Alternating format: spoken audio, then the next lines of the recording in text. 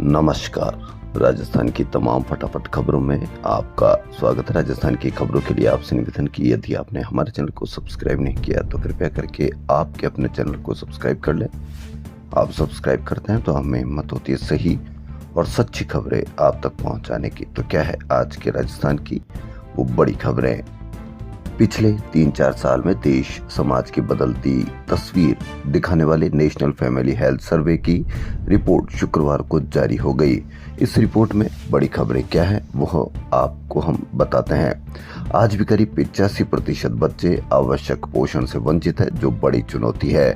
Media आपको जबरदस्त तरीके से दूसरी कवरेज करेगा, वो आपको यह कवरेज नहीं करेगा। सिजेरियन डिलीवरी की दर 54.1% के रिकॉर्ड स्तर पर पहुंच गई, जो गंभीर है। पिछले सर्वे में 47.4% थी। बाल विवाह 18 से कम का कुल आंकड़ा 23.3% से घटकर 20.1% पर रह गया है, जो एक शांति या एक अच्छा संकेत है राजस्थान की बालिकाओं के लिए, क्योंकि राजस्थान में इस तरह के विवाह बहुत अधिक होते हैं। भास्कर की एक और बड़ी खबर। राजस्थान सहित उत्तर भारत के कई राज्यों में रंगदारी के लिए फायरिंग कर व्यापारियों में दहशत फैलाने वाले बड़े गैंगस्टरों पर राजस्थान पुलिस ने बड़ा प्रहार किया। पुलिस ने विदेशों में बैठे 4 बड़े गैंगस्टरों के उन परिजनों को गिरफ्तार कर लिया जो देश में उनकी मदद कर रहे थे। एक दिन पहले चूरू पुलिस ने गैंगस्टर रोहित गोदारा के पिता संत दास स्वामी, मां गीता देवी और गैंगस्टर वीरेंद्र चारण के पिता नरेंद्र को रतनगढ़ में हुई फायरिंग के मामले में पकड़ा है। तीनों ने गैंग के सदस्यों के पैसे और हथियार तस्करी में मदद की थी। राजधानी में पड़ रही भीषण गर्मी और हीट वेव की स्थिति को देखते हुए एसएमएस अस्पताल प्रशासन ने डॉक्टरों की छुट्टियां निरस्त करने का फैसला लिया है। अस्पताल में कार्यरत डॉक्टर, अधिकारियों और कर्मचारियों को 30 जून तक अवकाश अब नहीं मिलेगा। जयपुर शहर में पड़ रही भीषण गर्मी के बीच सक्रिय हुए पश्चिमी विक्षोभ ने नौतपा को खंडित कर दिया। 4 दिन तक नौतपा ने खूब तपाया और दिन का पारा 45 डिग्री के पार चला गया। शुक्रवार सुबह की शुरुआत भी तेज धूप से हुई। दोपहर में तपाने वाली गर्मी ने बेहाल कर दिया, लेकिन फिर अचानक मौसम का मूड स्विंग हुआ, बादल छाए और आंधी चलने लगी। शाम 5:30 बजे जेलन मार्ग मालवीय नगर जगतपुरा में 55 से 60 किलोमीटर प्रति घंटे की रफ्तार से अंदर चला और अधिकतम पारा 4.4 लुढ़क कर 41 डिग्री सेल्सियस पर आ गया। शाम को 1 घंटे तक अंधड़ का दौर चला। इसके बाद मौसम खुल गया, लेकिन रात 8 बजे बाद फिर मौसम बदला और बारिश का दौर शुरू हो गया। इसके बाद एकाएक रात के पारे में भी 4 से 6 डिग्री तक गिरावट दर्ज हुई। लेकिन एक और दुख भरी खबर, देश को इस साल सूखा झेलना पड़ सकता है। इस साल सूखे का खतरा हो सकता है। भीषण आग की तबाही से उबरकर 1 जून से रिफाइनरी फिर फंक्शन में आएगी। मुख्य सचिव वी श्रीनिवास 15 दिन में दूसरी बार शुक्रवार को दिल्ली पहुंचे और उन्होंने उद्घाटन की तारीख मांगी। सीएसको एचपीसीएल प्रतिनिधियों ने बताया कि सीडीयू को वापस लगाने का काम निर्धारित कार्यक्रम के अनुसार तेजी से चल रहा है। 1 जून 2026 से कमीशनिंग गतिविधियां शुरू हो जाएगी और रिफाइनरी से विभिन्न पेट्रोलियम उत्पादों की निकासी आगामी कुछ सप्ताहों में प्रारंभ होने की संभावना है। नागौर सांसद हनुमान बेनीवाल की सुरक्षा में लगे 8 कमांडो, क्यूआरटी व एस्कॉर्ट को शुक्रवार को हटा दिया गया। बेनीवाल को 1 साल पहले धमकी मिलने पर सरकार ने सुरक्षा दी थी। बेनीवाल के नागौर स्थित आवास पर क्यूआरटी तैनात की गई थी। सांसद बेनीवाल की सुरक्षा में लगे 8 कमांडो हटाए। बेनीवाल बोले, डरने वाला नहीं। भ्रष्टाचार पर सख्त रवैया अपनाते हुए सरकार ने अभियोजन स्वीकृति और कार्रवाई तेज कर दी है। मई महीने में 4 अफसरों के खिलाफ कार्रवाई के आदेश दिए गए। भ्रष्टाचार पर जीरो टॉलरेंस आईएएस समेत 103 अफसर सस्पेंड और 6 बर्खास्त किए गए।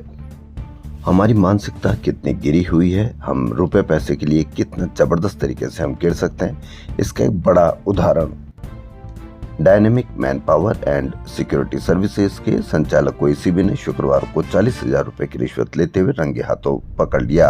आरोपी संविदा कर्मी से पीएफ कटौती की एवज में घूस ले रहा था। एसीबी के डीआईजी डॉक्टर रामेश्वर सिंह ने बताया कि Messrs dynamic man power and security services द्वारा मुख्य चिकित्सा एवं स्वास्थ्य अधिकारी जयपुर द्वितीय के तहत डॉक्टर एएनएम, जीएनएम व सफाई कर्मचारी लगाए जाते हैं। इस फर्म का संचालक अनिल कुमार है। शिकायतकर्ता पीड़िता आयुष्मान आरोग्य मंदिर गरुड़वासी चाकसू में संविदा पर कार्यरत है। संविदा पर कार्यरत मात्र 6,300 रुपए मिलते हैं, उससे कितना पैसा वसूल कर सकता है यह फर्म का संचालक?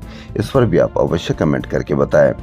छोटे से पैसे, कम पैसे वालों से भी रिश्वत की राशि आप किस बेशर्म तरीके से आप ले सकते हैं, और उसका खुद का जो अधिकार होता है पीएफ कटौती का, उसके लिए भी कटौती के लिए भी एनजीओ संचालक ने संविदा कर्मी से 50,000 रुपए मांगे। इससे आप अवश्य कमेंट करके बताएं कि यह कितना उचित है।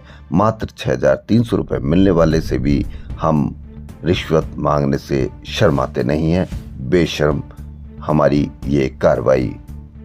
जयपुर शहर में अब ट्रैफिक नियम तोड़कर निकल जाना आसान नहीं होगा। शहर के प्रमुख चौराहों पर लगे कैमरे न सिर्फ रिकॉर्डिंग करेंगे बल्कि नियम तोड़ने वालों को मौके पर ही माइक से चेतावनी भी देंगे। सूरत मॉडल से प्रेरित होकर ट्रैफिक पुलिस जयपुर शहर के 20 प्रमुख चौराहों को स्मार्ट मॉनिटरिंग सिस्टम से जोड़ने की तैयारी कर रही है।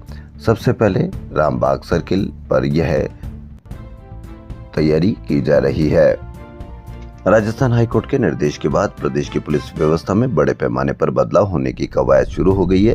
यह जानकारी हाईकोर्ट को एडीजी वीके सिंह की ओर से दी गई है। एडीजी सिंह ने कहा कि अदालती आदेश की पालना में डीजीपी ने कमेटी गठित की है। उसने रिपोर्ट दी है कि पुलिस थानों में अलग अलग कानून व्यवस्था, अनुसंधान और प्रशासनिक विंग स्थापित की जाएगी।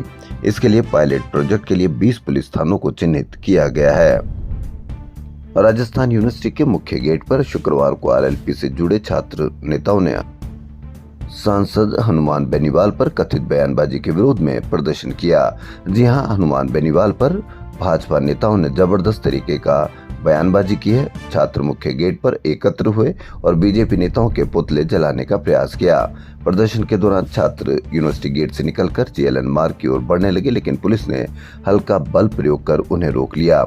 इससे आक्रोशित छात्रों ने पुतले पुलिस की ओर फेंक दिए और नारेबाजी शुरू कर दी। पुलिस ने करीब 27 छात्रों को हिरासत में ले लिया। हिरासत में लिए गए छात्रों को प्रतापनगर और खो नागौरियान थाने ले जाया गया।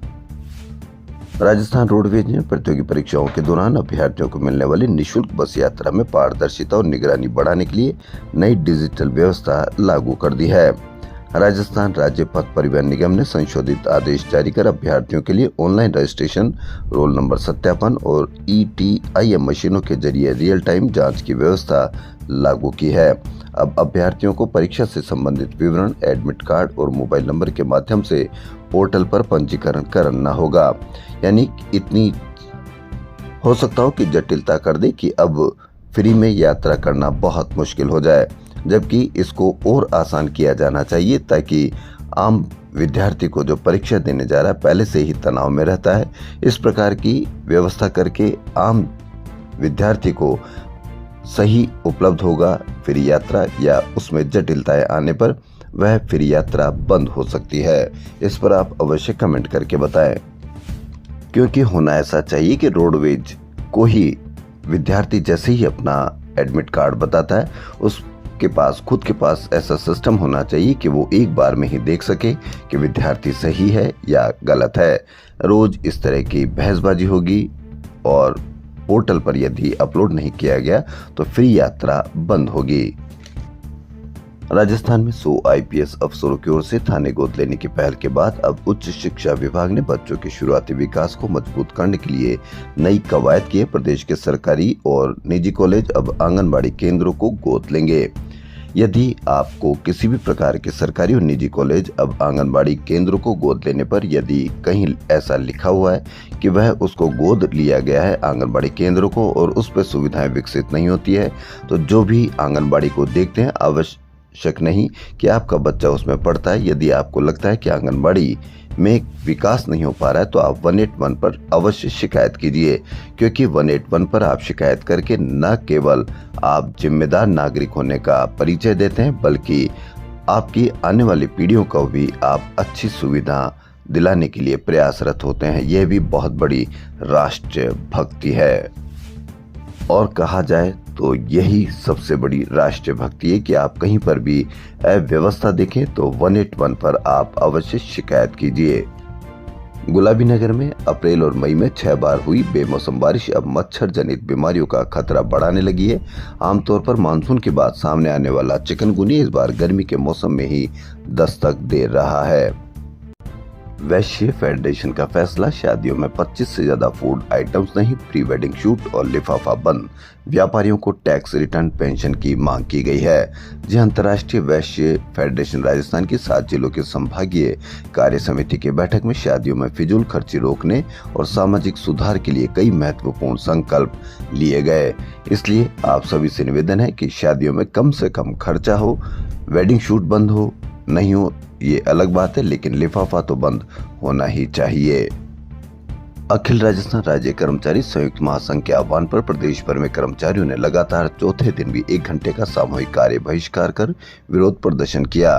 कर्मचारियों ने आरजीएचएस योजना के निजीकरण पर रोक, सरेंडर लीव भुगतान पर लगी रोक हटाने, संविदा एवं ठेका कर्मियों के नियमितीकरण तथा 25 सूत्री मांग पत्र को लागू करने की मांग उठाई है।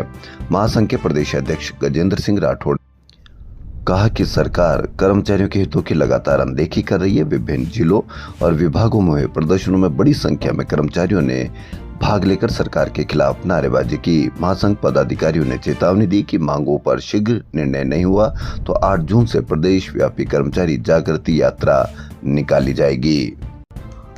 2 दिन पहले कृषि मंत्री किरोड़ीलाल मीणा ने विनायका कोल्ड स्टोरेज और बालाजी एग्रो इंडस्ट्रीज में मूंगफली के बीज में पकड़ी गड़बड़ियों के मामले में कृषि विभाग को सैंपल लेकर 7 दिन में रिपोर्ट आने पर कार्रवाई करने के निर्देश दिए। साथ ही रिपोर्ट में गड़बड़ियां आने पर एफआईआर करने के निर्देश भी दिए थे, लेकिन कृषि विभाग ने ना तो सैंपल लिए ना ही रिपोर्ट तैयार की। दूसरी ओर बालाजी एग्रो इंडस्ट्रीज में मूंगफली के बीज का संदेह जताते हुए जिस ट्रक को सीज करने के निर्देश दिए वो मंत्री के जाने के बाद बुधवार शाम को फैक्ट्री से निकल गया। इस संबंध में कृषि विभाग के संयुक्त निदेशक सत्यनारायण गढ़वाल का हमने फैक्ट्री मालिक को कारण बताओ नोटिस जारी किया है। जहां कृषि मंत्री ने जिस ट्रक को सीज करने के निर्देश दिए वो मंत्री के जाने के बाद गायब हुआ। इस पर आप अवश्य कमेंट करके बताएं कि क्या इस पर कड़ी से कड़ी कार्रवाई की जानी चाहिए या नहीं की जानी चाहिए। राजस्थान की खबरों में फिलहाल इतना ही। धन्यवाद।